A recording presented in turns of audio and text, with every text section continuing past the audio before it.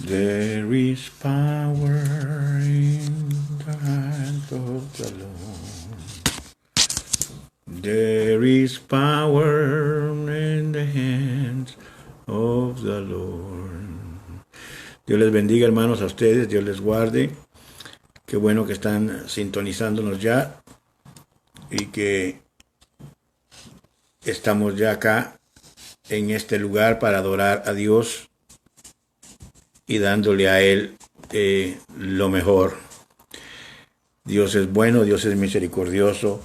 Bienvenidos a cada uno de ustedes que han llegado hasta este lugar para adorar su nombre, ¿verdad? Estoy con ustedes acá desde mi teléfono, por eso quizás vean la pantalla un poco diferente. Y yo pues no puedo ver sus nombres y poder saludarles a cada uno, pero sé que están ustedes allí prestos para adorar al nombre del Señor. Qué bueno que Dios está en medio de todo esto, ¿verdad? Y el Señor nos da la bendición del cielo y nos puede dar fuerza para continuar. Qué bueno que ya estamos todos reunidos, que estamos ya todos acá presentes, esperando, ¿verdad?, el momento de nosotros poder llegar a congregarnos ya a nuestro templo, de pasar por esta etapa y poder estar juntos adorando al nombre del Señor para desarrollar unos protocolos y poder entrar a adorar al nombre de Dios en estos tiempos tan difíciles que estamos viviendo. Pero qué bueno que usted ya está acá en medio nuestro y así poder adorar al Señor. Bienvenidos a nuestro servicio virtual, ¿verdad?, de este domingo, que estamos ya para adorarle y bendecir el nombre de Dios. Gracias de una manera especial por estar sintonizándonos todos estos días, todos diariamente casi, ¿verdad? Desde que entramos en la cuarentena, ustedes han estado ahí apoyándonos, dándonos aliento para seguir adelante. Gracias, ¿verdad?, por esa manera de apoyar a la congregación. Gracias a todos aquellos que se han unido también a la página y que se han hecho miembros de la página. Sé que hay 201 miembros en la página ya envueltos que están siguiendo constantemente todo lo que se pone en la página, pero han habido muchos más. Hay un promedio casi de 400 personas que están viendo sintonizándose con nosotros y más, ¿verdad? Y los watch party que ponen y todo lo que están siempre viendo alrededor de diferentes países, estados. Sé que Dios se ha glorificado a través de esta página y muchos pues están diciendo que no les gustaría que dejáramos la página una vez volvamos al templo. Estaremos viendo a ver qué acomodaciones podemos hacer o quizás pasar aún los servicios en vivo desde el templo y poder así pues continuar con esta fase y así alcanzar a varias personas que están lejos de nuestro lugar y todavía continúan con el deseo de poder buscar de Dios a través de este medio. Así que yo me alegro mucho de que usted y yo estemos juntos para adorar, glorificar y estar siempre en las cosas de Dios. En esta preciosa tarde vamos a entrar a la Escritura, a hablar de lo que Dios tiene para con nosotros, a comentar de los eventos que siempre tiene Dios preparados para con nosotros constantemente. Dios ha sido bueno con cada uno de nosotros, hasta aquí nos ha ayudado, hasta aquí ha estado con nosotros, su vara y su cayado nos han infundido aliento, su presencia ha sido algo descomunal en nuestras vidas, ha sido tan grande, tan inmensa, su protección, la manera en que Él se ha manifestado en nuestras vidas.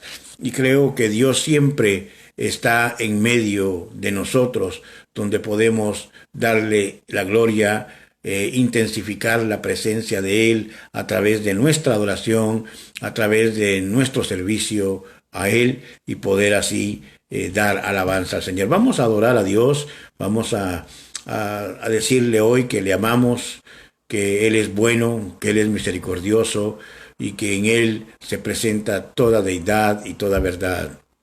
Señor, gracias te doy en esta preciosa tarde por el privilegio que me das, Señor, de poder adorarte, bendecirte, rendirme delante de ti, Señor, con regocijo, con acatamiento, de poder llegar delante de tu presencia, creyendo de que tú estarás con nosotros.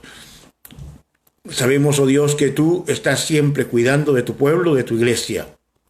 Pedimos en esta hora, oh Dios, que ciertamente tú te me hagas manifiesto, que toques las vidas, los corazones, las personas enfermas, a todo aquel que necesita, Señor, un toque especial de tu Espíritu, te lo entregamos a ti, creyendo de que tú obrarás, Señor, y que serás con ellos, confiando, Dios, en la promesa divina de que tú, Señor, has prometido estar donde 2 o 3 en su nombre estén congregados. Gracias, oh Dios, gracias, Señor, porque tú eres bueno y misericordioso. Amén y amén. Bien, en esta preciosa tarde vamos a adorar a Dios, vamos a decirle que le amamos, que le glorificamos, que su presencia es grata en medio nuestra. Y quiero compartir con ustedes la palabra de Dios, el aliento, la reflexión de hoy, el poder discernir, decir lo mucho que le amamos, ¿verdad? Y poder entender lo que la Escritura habla. Nos vamos a ir al libro de Apocalipsis y vamos a buscar en el capítulo 2 y del versículo 8 al 11. Vamos a darle lectura en el libro de Apocalipsis, capítulo 2, versículo 8 al 11.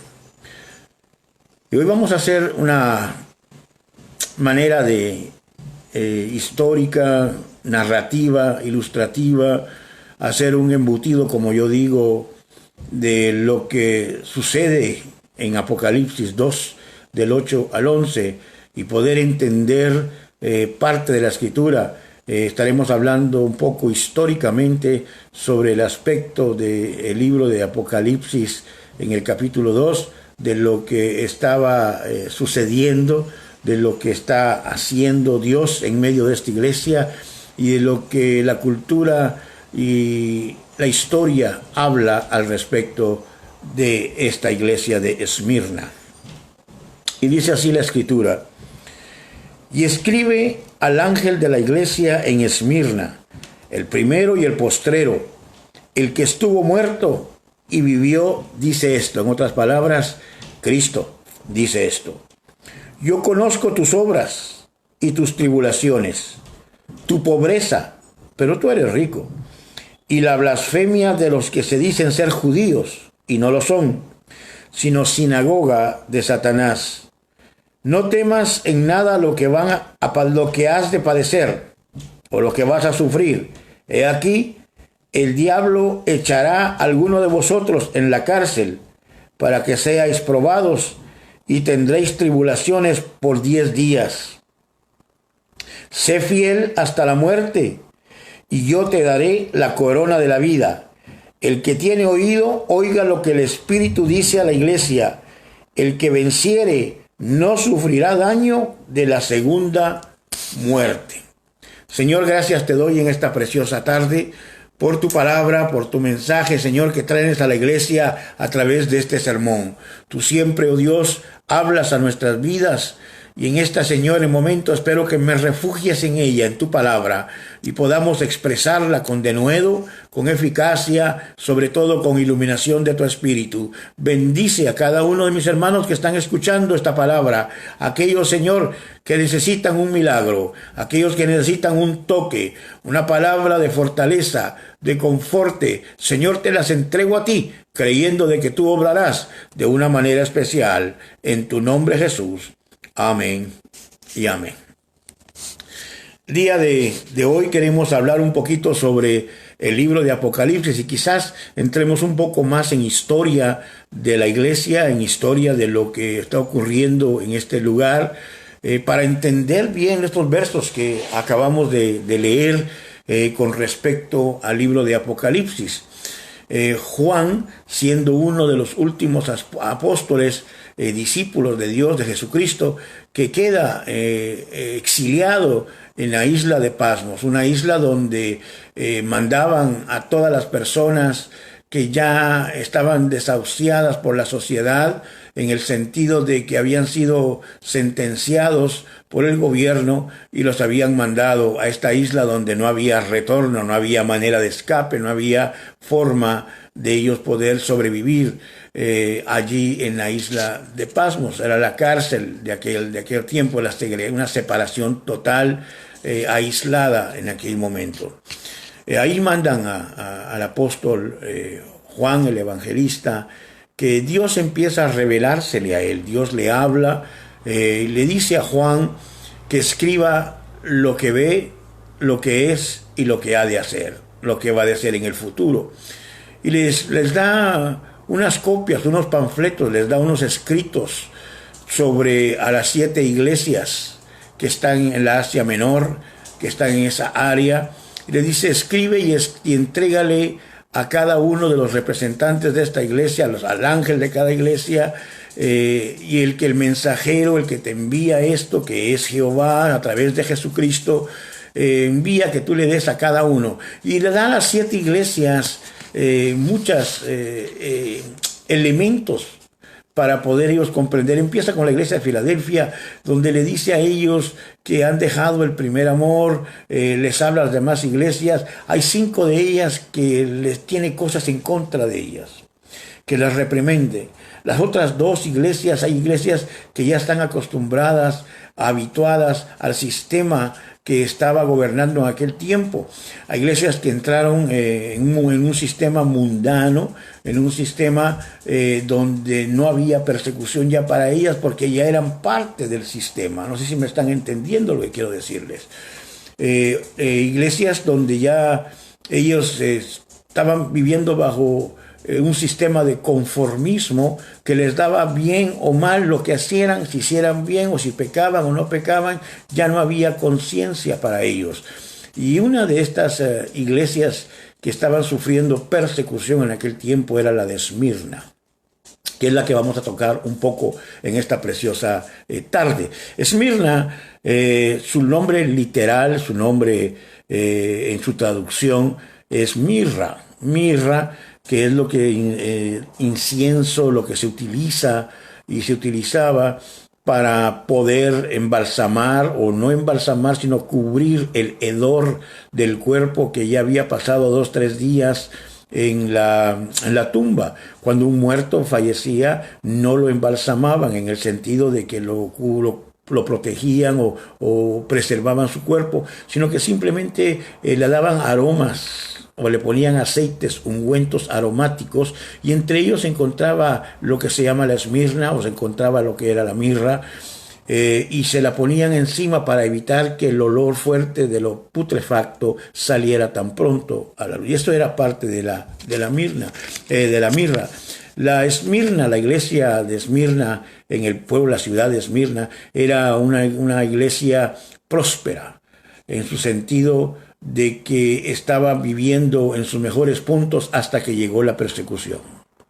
Esto es un punto clave para entender la historia de esta ciudad, de esta iglesia en Esmirna. Esmirna era una ciudad próspera, una ciudad donde era muy bella.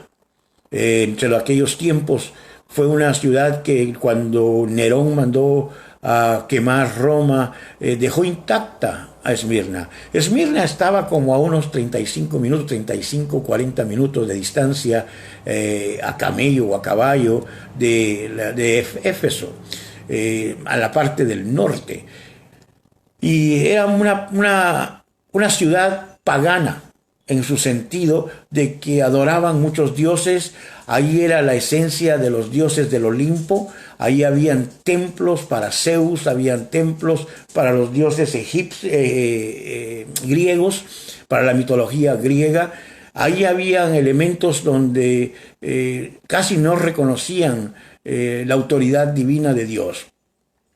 Habían personas que se llamaban, que eran judíos, decían que eran judíos y no lo eran. En otras palabras, se hacían pasar por judaizantes, se hacían pasar por personas que creían en la religión judía y decían que eran judíos, pero no lo eran. No eran en sí seguidores. Siempre hay de todo en los pueblos y en las ciudades, en lo que existe. ¿Por qué estoy dando este poquito de historia? Para entender bien lo que está hablando este verso. Esmirna creció bajo un elemento fuerte. Ahí fue donde se levantaron dos templos grandes. El templo donde se le daba el culto al César, y donde también allí surge una historia sobre Roma. Roma nace allí en Esmirna, ciertamente a través de la historia nos dice a nosotros que surge un amor entre César y Roma, en el sentido de que tal extremo que hacen levantar a Roma, donde César iba a regir, iba a ser el gobernador, el rey, donde él iba a ser allí, tanto que César se declara Dios.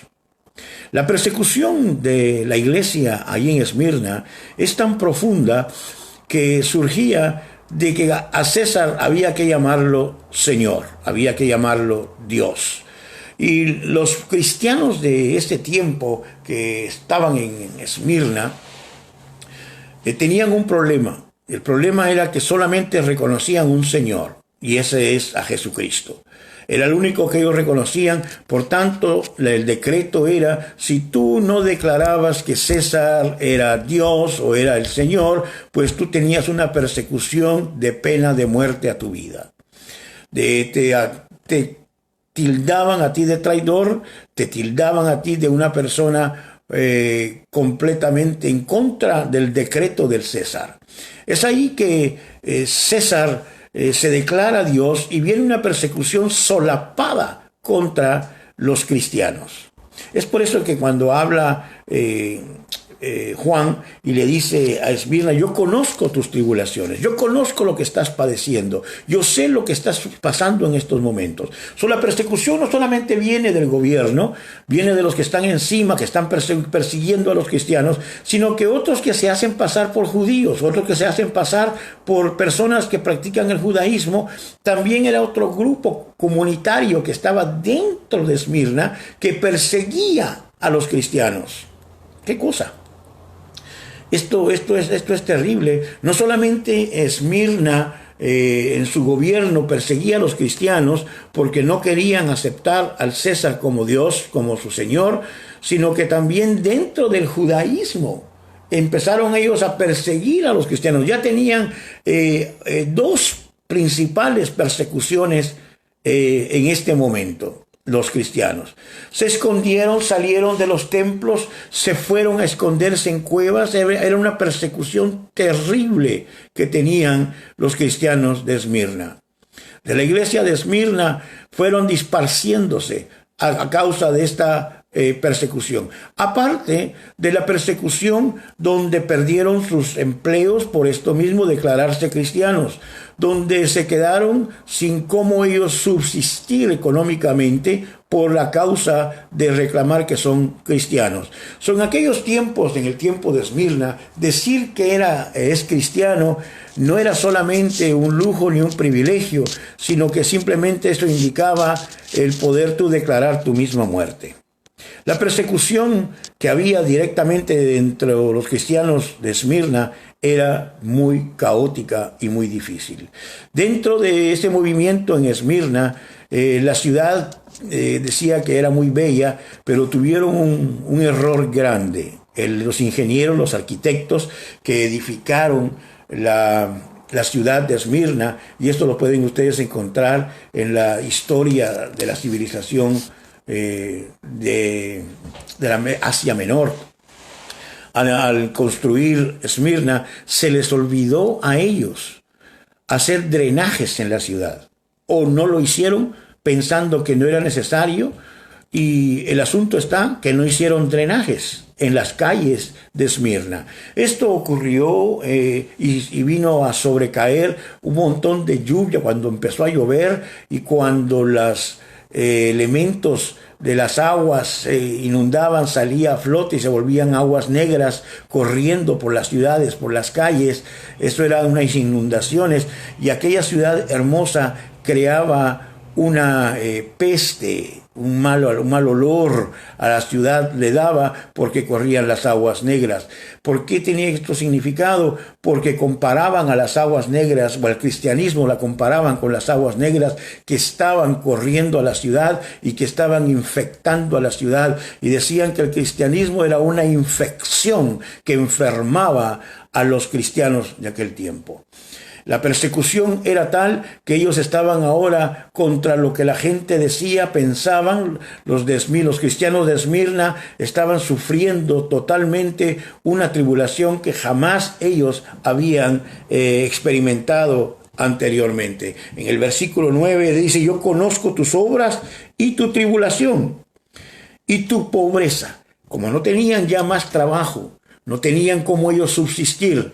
Ya la persecución era tal. Ahí no existía el seguro social, ahí no existía la ayuda del gobierno, ahí no había Estado que ayudara especialmente a los cristianos, pues ellos se sintieron que estaban abrumados totalmente. Y sobre todo esto estaba el decreto de que había que declarar al César Señor. Y todo cristiano genuino, todo cristiano que ha tenido una experiencia con Dios, nunca niega a su Señor, así tenga la muerte por frente. Es allí donde este versículo tiene tanto impacto en nuestras vidas. Y dice: y la blasfemia de los que dicen ser judíos. O sea que había aquellos que decían que eran judíos, que estaban en contra totalmente del cristianismo, también se aprovechaban. Y tenían luchas y se quejaban totalmente con el gobierno y choteaban, por así hablarlo, a los cristianos para darles muerte, y los declara tanto Juan y le dice: estos no son judíos, sino son siervos de Satanás, son sinagoga de Satanás. Bueno, ¿qué tiene que ver esto con lo que estamos viviendo hoy en día? Tiene que ver mucho, iglesia. Quizás usted y yo hoy no tenemos a ningún líder, algún presidente o algún rey que se declare Dios y le obligue a usted a decir que deje de adorar al Señor y adore a Él de una manera como lo hizo Nabucodonosor o el César. Pero la iglesia hoy en día tiene una persecución solapada. Hay una persecución que nos está matando a nosotros diariamente, y es la persecución que nos ha llevado a un conformismo de cristiandad y nosotros poder vivir porque tenemos sobreabundancia, porque tenemos comida, porque tenemos un seguro social, porque tenemos un Estado, porque no sufrimos penalidades económicas, y a veces pues nos quejamos simplemente por enfermedades físicas, pero hay mucho más allá de la persecución que vivió en Esmirna. Y el Señor conoce tu tribulación. Hay persecuciones internas en nuestras vidas que nos están sofocando diariamente. Hoy en día, no sé usted si está al tanto o está al día de las noticias, pero hay una persecución en la que hoy estamos nosotros viviendo, como lo es el racismo. Algo terrible con lo que pasó con el señor George Floyd, allá en Minneapolis, en Minnesota. De ahí se ha descargado un sinnúmero de actividades adversas, negativas, donde lo que fue un elemento local de características racistas, injustas, se ha expandido nacionalmente. Y miraba en las noticias hoy, esto ha llegado hasta London. En London han hecho protestas, en Leningrado han hecho protestas de un evento que sucedió aquí en los Estados Unidos, creando y forjando una persecución en contra de los hombres de color, y en la cual incluye a nosotros, las minorías hispanas. Una persecución con la iglesia, porque hoy la iglesia no sabe cómo actuar, la iglesia no sabe qué decir, la iglesia calla, la iglesia enmudece ante eventos cívicos nacionales donde imponen ciertos elementos para tratar de nosotros salir avantes y decir que amamos al Señor. Sin embargo, miramos acciones tan injustas como las que han sucedido y nosotros nos quedamos callados. la iglesia que tiene la verdad, la iglesia que es libre de servir a Dios, la iglesia que ha estado siempre reclamando y dice, tenemos que volver a los tiempos antiguos, tenemos que volver a la iglesia primitiva. Y yo insisto y vuelvo y repito que nadie podría soportar las tribulaciones que sufrió la iglesia primitiva, porque no tenemos nuestros valores y los principios bien puestos, ni los pantalones bien puestos en el cristianismo, ni nuestra fe bien puesta en el cristianismo para poder parar contra todos estos elementos que están viniéndose en contra nuestra. Que la iglesia la han dominado, ha callado, ha cesado de actuar, ha minimizado su fe, ha caído la iglesia en un momento de silencio donde solamente vemos los eventos acontecer y no nos atrevemos a hablar, ni decir, ni ser la trompeta por aquel que es abusado, por aquel que es víctima, por aquel que está pasando por sufrimientos. Y lo que es peor, escondemos nuestra manera de ser, escondemos el cristianismo, no nos atrevemos a hablar, no decimos quién verdaderamente es cristiano y quién no es, y nos escondemos totalmente bajo las faldas del temor, bajo las faldas del miedo, bajo las circunstancias que no entendemos a veces, y lo que hacemos es llorar y decir que oramos. Juan dice, aquellos que se dicen ser judíos y no lo son miembros de la sinagoga de Satanás. No es fácil esto. No es fácil hablar de este verso. Pero hoy en día han llegado hasta manifestaciones aquí en Hartford, donde se están haciendo manifestaciones pacíficas por un evento que sucedió en Minneapolis. Un evento desafortunado, triste por demás. Pero no todos tienen la protesta con la mente de lo que sucedió allí en ese momento en Minneapolis. Otros se aprovechan de elementos para lograr sus objetivos, como entrar en una tienda que no tiene que ver nada en relación con lo que pasó en Minneapolis, aún siendo el mismo Minneapolis. Robar, quemar, destruir, son acciones totalmente satánicas. Y la iglesia ha quedado callada ante este evento. Nos sentimos perseguidos por todo lo que está sucediendo al lado nuestro. Hay una persecución que nos está afectando a nosotros. Y es la persecución del qué dirán. Hay una persecución solapada. No me atrevo a hablar, no me atrevo a decir, porque ¿qué dirá la gente? ¿Qué pensarán de mí? Tengo temor que mi vecino sepa que yo sirvo a un Dios grande. Tengo temor que mi comunidad sepa de que yo sirvo a Dios de los cielos. Tengo temor que en mi trabajo se den cuenta que yo soy cristiano. Tengo temor que vengan a haber consecuencias porque yo diga que yo soy cristiano. Tengo temor que mi vecino sepa que yo soy pastor, que yo soy ministro, que yo trabajo en las cosas de Dios, que le sirvo al Señor, que soy cristiano, porque tengo temor a sus represalias, tengo temor a estas circunstancias que me están persiguiendo diariamente. La iglesia de Esmirna tiene una presión terrible, está pasando sobre unos momentos difíciles, y si fuera poco, vea lo que le dice Juan en el versículo 10. Ya Juan acknowledge, ya Juan les da conocimiento, ya Juan le dice a Esmirna, sé por lo que estás pasando, sé tus tribulaciones, sé lo que estás sufriendo, sé lo que estás por pasar. Y aún los judíos que son mis gentes, que son los que están supuestamente a ayudarles, les dicen y los condenan a ustedes y se quejan de ustedes. Ellos son sirviendo en la sinagoga de Satanás. No hay peor ataque que el ataque interno.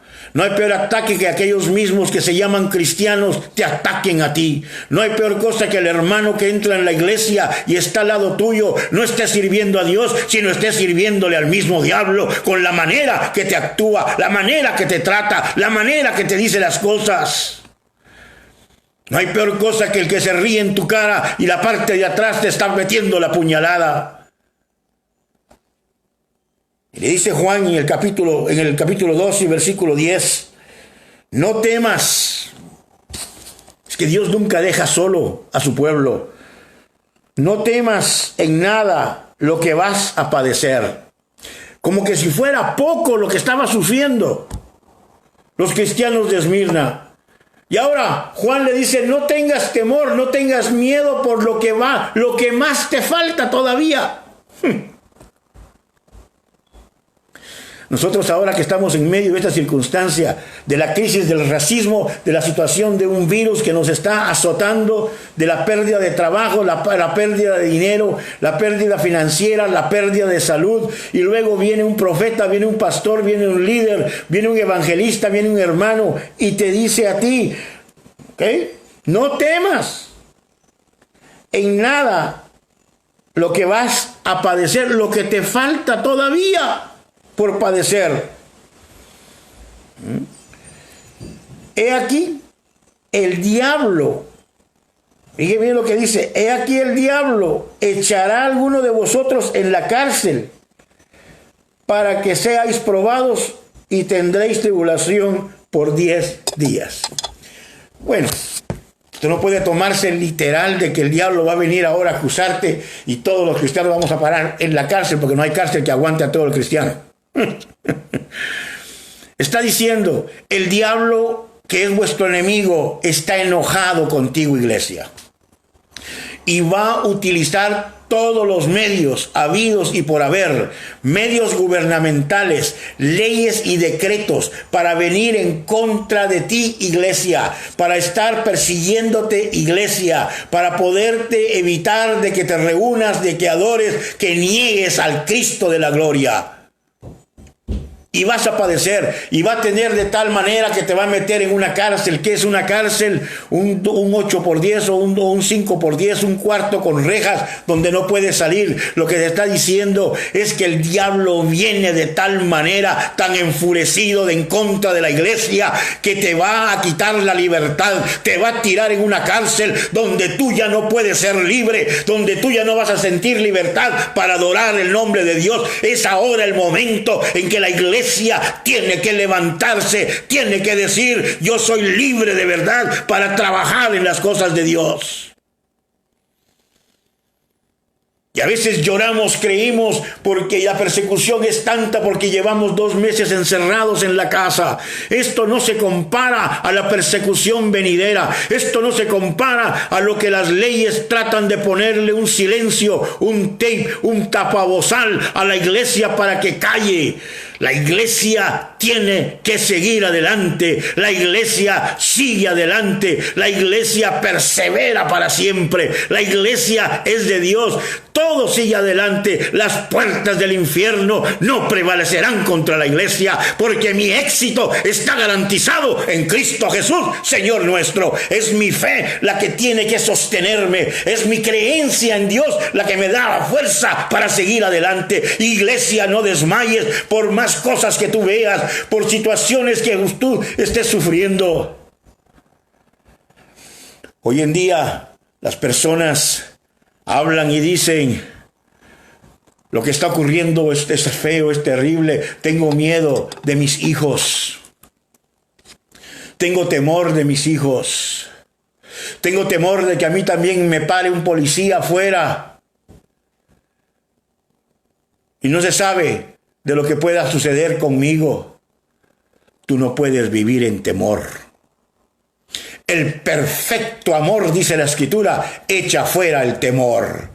Yo no puedo vivir bajo esa amenaza de miedo, que es lo que el enemigo trata de decir. Entiende, iglesia, el diablo vino para matar, robar y destruir, y quitarte la fe que tienes encima de ti, la fe, la poca fe que tienes de creer en Cristo Jesús, Señor nuestro. Esa poca fe es la que te tiene sostenido, es la que te tiene en pie, es la que te dice a ti, continúa, hija mía, hijo mío, continúa, amalgámate, agárrate, abrázate de mi palabra, que yo con mis promesas te haré levantar, te daré lo que necesitas, caminarás en mi favor, te daré todo aquello que tú necesitas para subsistir, para seguir adelante. No puedes tú desmayar. No temas entonces por lo que ha de venir, le dice Juan al pueblo de Esmirna. y le dice, de vosotros el diablo quiere echarlos en la cárcel para quitar tu libertad y que sean probados por 10 días. Cuando le dice 10 días, no si literalmente que el diablo te va a atacar 10 días, no, le está dando un número que es corto. Le está dando un ejemplo. No cojan el número 10 literal. Le está diciendo, va a ser un corto tiempo lo que va pasando en tu vida en estos momentos. Aguanta, resiste. El diablo los ha pedido para zarandearlos. El diablo los quiere tirar a la cárcel para quitar su libertad, para que ustedes caigan, para que enmudezcan. Y dice, y tendrán tribulaciones por 10 días. Tendrás tribulaciones pocas, 2 semanas. Tendrás tribulaciones corto. Comparado a la vida que Dios te da, va a ser corto lo que Dios quiere hacer en tu vida. Esta tribulación, esto que está pasando, es corta. Tú que estás pasando por problemas, que te callas, que no dices nada, que te aguantas, que ni a tu esposo o a tu esposa o a tu mamá o a tus hijos quieres decirlo para no preocuparlo, y callas en silencio y estás y lloras detrás de la noche oscura y te encierras en tu cuarto y te duermes en la almohada llorando con los problemas que te están abatiendo internamente. No te escondas de Dios. Dios conoce tu dolor, Dios conoce tu tribulación, Dios sabe por lo que estás pasando. Tú simplemente alaba a Dios, espera en Dios, que son 10 días nada más, que es corto el momento que estás pasando, porque Dios verá, enjugará toda lágrima, te dará la fuerza, te levantará el valor, volverá a formar en ti todo aquello que tú has creído y has sufrido y has pensado, que Dios está contigo como poderoso gigante. No temas, no desmayes, aguanta, espera un momento más, que ya está Dios por darte la bendición que tú estás esperando, el triunfo que estás esperando, la salud que estás esperando, aquello que tú entiendes ahora, Dios te lo hará entender entre poco. 10 días, el Señor volverá de nuevo la libertad, volverá a darte la paz, volverá a darte la tranquilidad, volverás a caminar en el favor de Dios. No te detengas, no desmayes, no sufras, espera en Jehová, que Él ha de hacer. Ya me dieron ganas de predicar. Dios está siempre con nosotros. Y luego dice, sé fiel hasta la muerte, y yo te daré la corona de la vida. Hay un coro muy lindo que dice, sé fiel hasta la muerte, que yo te daré la corona de la vida. Sé fiel, sé fiel. Ser fiel. Entiende este concepto de todo el mensaje de hoy. Sé que ya están cansados de oírme, de verme constantemente aquí en las cápsulas, pero por favor denme 2 minutitos más. Qué bueno que no están abiertos los buffets, porque si no estuvieran ustedes ahora en carrera a pegar los buffets. Escucha, iglesia, ser fiel no implica no pecar. Vuelvo y lo repito. Ser fiel no implica no pecar. Me explico. Nadie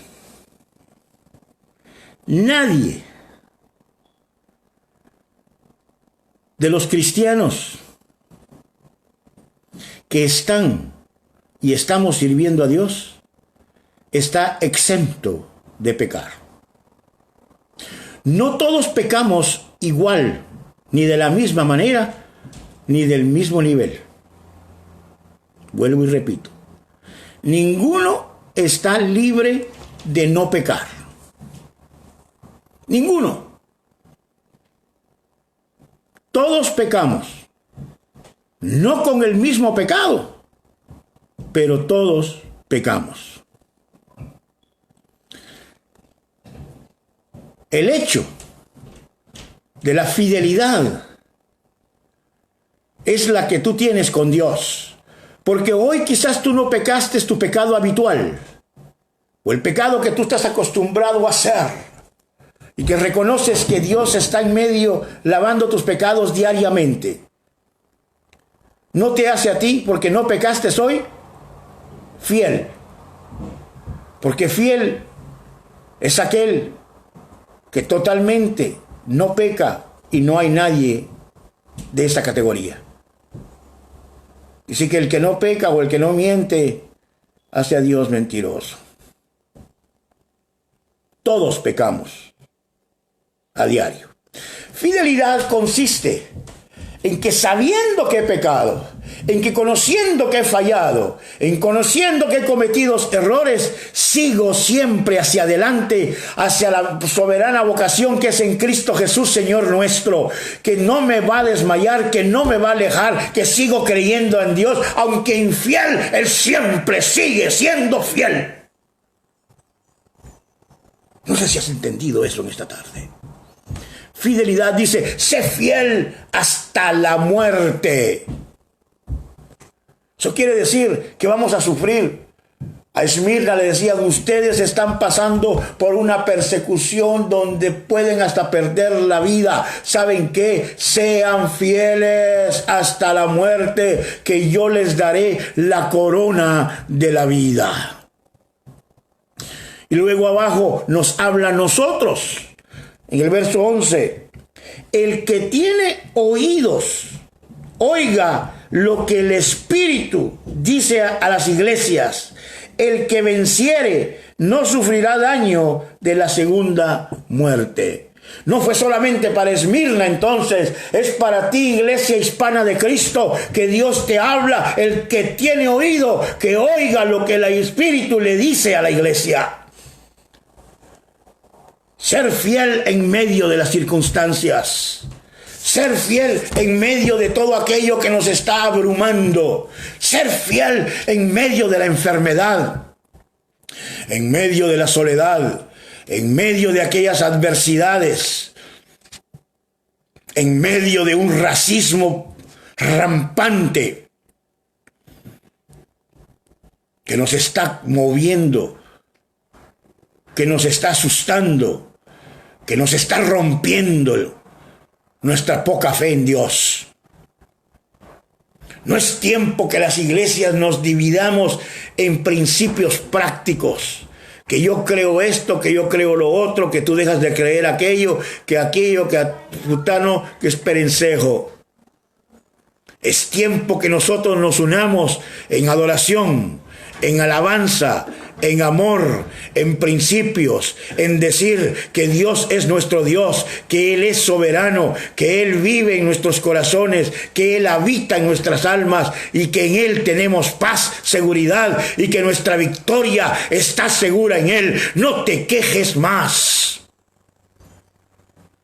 Confía en Dios, que Él aún ha de manifestarse en ti de una manera poderosa. Las redes sociales se han inundado con confesar a Dios. Dios es bueno, Dios es amor.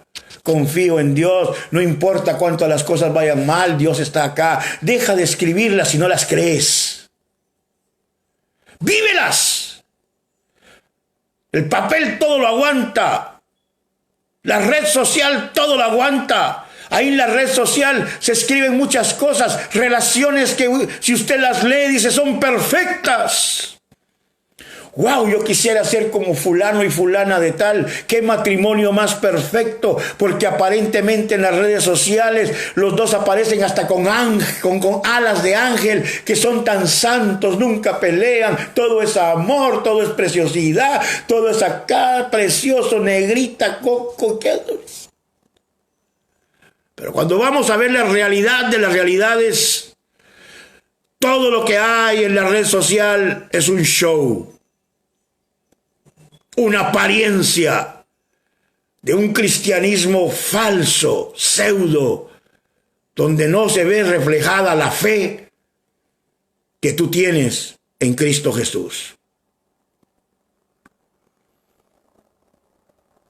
Tampoco tú tienes que vivir una vida cristiana de apariencia en tu vida.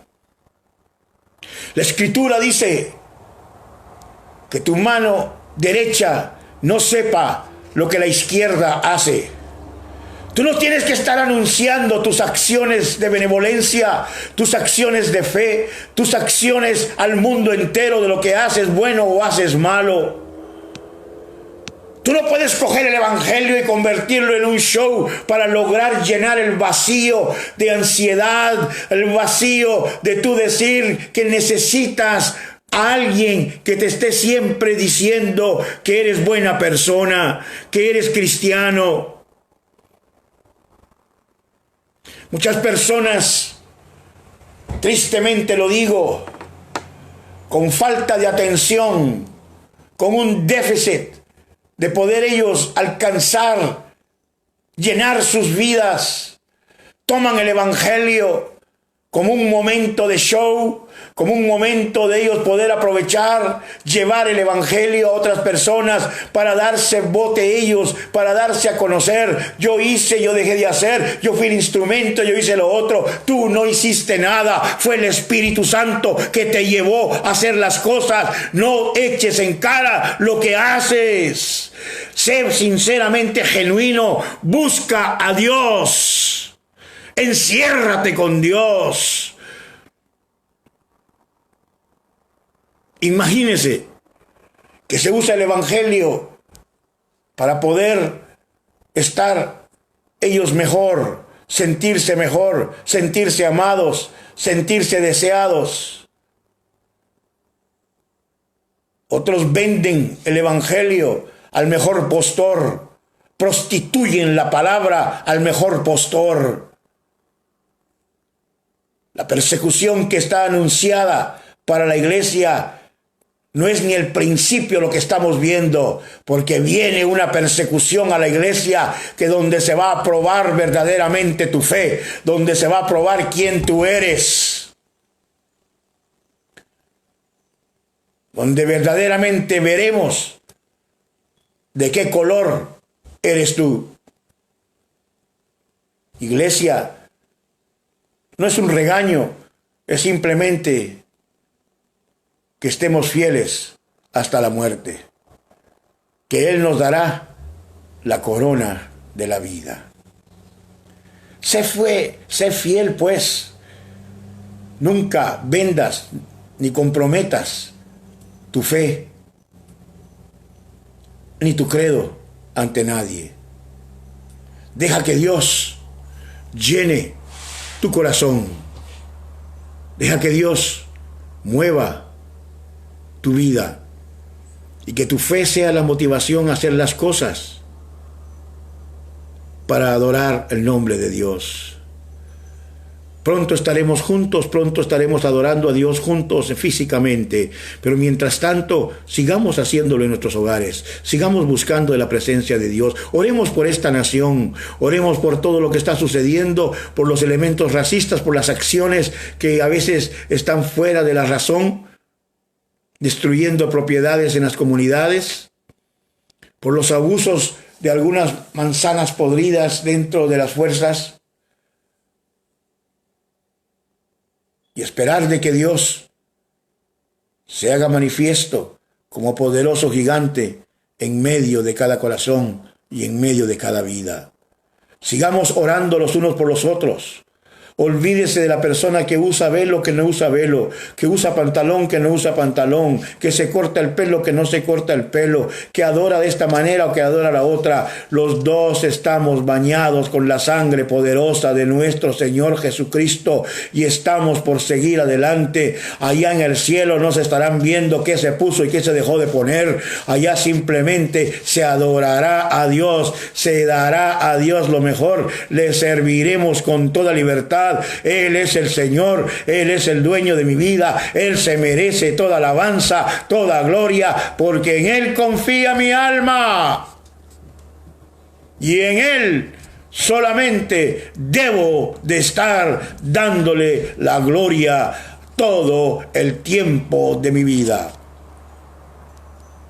Espero que en esta tarde hayamos comprendido lo que Dios significa para nosotros. Sé fiel hasta la muerte y Él te dará la corona de la vida. Feliz tarde, iglesia. Que Dios los bendiga, que Dios los fortalezca. Confiamos en Dios, que Él es bueno, que Él es misericordioso y que solo en Él encontramos paz, seguridad, benignidad, y en Él hallaremos descanso para nuestras almas. Que Dios les guarde. Este es vuestro pastor, quien les ama y les quiere entrañablemente. Será hasta la próxima. Que el Señor les bendiga abundantemente. Amén.